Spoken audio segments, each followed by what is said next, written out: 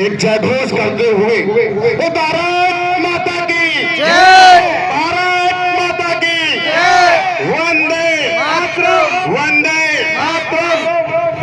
न सरकार मेरी है न रौब मेरा है, न सरकार मेरी है न रौब मेरा है, न बड़ा सा नाम मेरा है। मुझे तो एक छोटी सी बात का गौरव है, मेरा हिंदुस्तान का हो और हिंदुस्तान मेरा है और हिंदुस्तान मेरा है। दे सलामी इस तिरंगे को, दे सलामी इस तिरंगे को जिससे तेरी शान है। सर हमेशा ऊंचा रखना इसका, सर ऊंचा रखना इसका, जब तक दिल में जान है, जब तक दिल में जान है। ना पूछो जमाने से, ना पूछो जमाने से, ना क्या हमारी कहानी है। हमारी पहचान तो सिर्फ ये है कि हम सिर्फ हिंदुस्तानी हैं, हम सिर्फ हिंदुस्तानी हैं। मेरे प्रिय देशवासियों, अपनी आजादी को हम हरगिज मिटा सकते नहीं। सर कटा सकते हैं लेकिन सर झुका सकते नहीं, नहीं सर झुका सकते नहीं। मेरे प्रिय देशवासियों,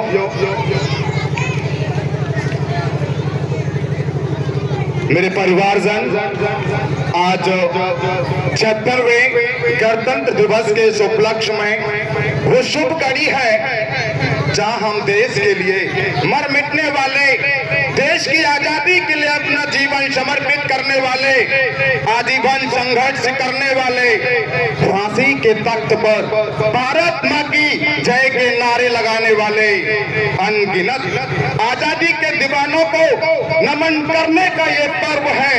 उनका पुण्य स्मरण करने का ये पर्व है, उनका पुण्य स्मरण करने का ये पर्व है। आजादी के दीवानों को आज हमें आजादी के इस पर्व में स्वतंत्रता की सांस लेने का सौभाग्य मिला है। ये देश उनका ऋणी है। ऐसे हर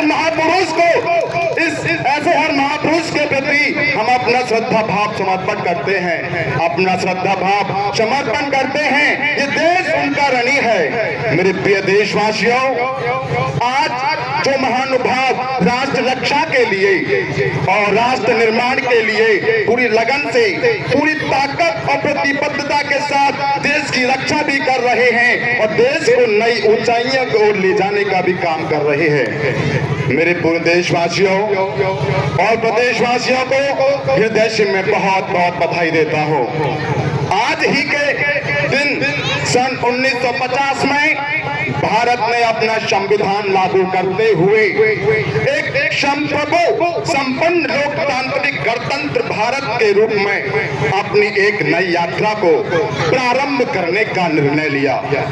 मेरे प्रिय देशवासियों, एक लंबे संघर्ष के बाद 15 अगस्त 1947 को ये देश आजाद हुआ। राष्ट्रपिता महात्मा गांधी, सरदार वल्लभ भाई पटेल, नेहरू, नेताजी सुभाष चंद्र बोस, बाबा साहेब डॉक्टर भीमराव अंबेडकर, डॉक्टर राजेंद्र प्रसाद जैसे अनेक स्वाधीनता सेनानियों ने देश की आजादी के लिए पूरी मजबूती से नेतृत्व प्रदान करते हुए ब्रिटिश हुकूमत को भारत को स्वाधीन करने के लिए, बाध्य करने के लिए मजबूत करना पड़ा। 15 अगस्त 1947 को देश आजाद होता है और उससे ठीक पूर्व डॉक्टर राजेंद्र प्रसाद जी के नेतृत्व में भारत ने अपना एक संविधान सभा का गठन भी किया।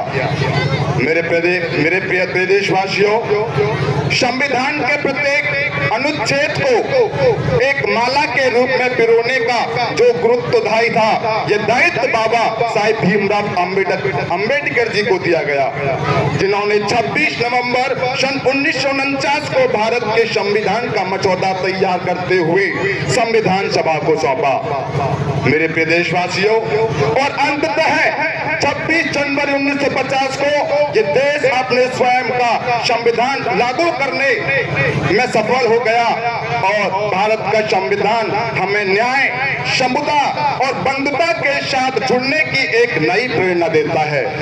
मेरे प्रिय देशवासियों, सम और विषम परिस्थितियों में यह उत्तर से दक्षिण तक, पूर्व से पश्चिम तक पूरे भारत को एकता के सूत्र में बांधने में सफल रहा है। आज के इस अवसर पर जब हम भारत के संविधान के लागू करने के 75 वर्ष पूरा कर रहे हैं, इस अवसर पर भारत माता के उन महान सपूतों को जिन्होंने देश की आजादी को नेतृत्व दिया था, उन महान क्रांतिकारियों को, उन बलिदानियों को स्मरण करते हुए उन्हें मैं विनम्र श्रद्धांजलि अर्पित करता हूँ। 75 वर्षों की हमारी यह पवित्र शानदार यात्रा हम सबको संविधान के लागू होने के, आजादी के अमृत महोत्सव के साथ जोड़ रही है। यह हम सबके लिए एक नए चिंतन को आगे बढ़ाने का यह एक अवसर भी है। इसी के साथ मैं अपनी वाणी को विराम देता हूँ। पुनः इस भव्य प्रांगण में मुख्य अतिथियों का हृदय से वंदन, अभिनंदन। उन्होंने अपने संपूर्ण कर्मों को विराम देकर अपने कीमती समय को इस विद्यालय में अपनी उपस्थिति दर्ज कराई। आप सभी का हृदय से बहुत बहुत धन्यवाद। भारत माता की वंदे मातरम, इंकलाब। धन्यवाद। बहुत ही सुंदर। और इसी बीच में जो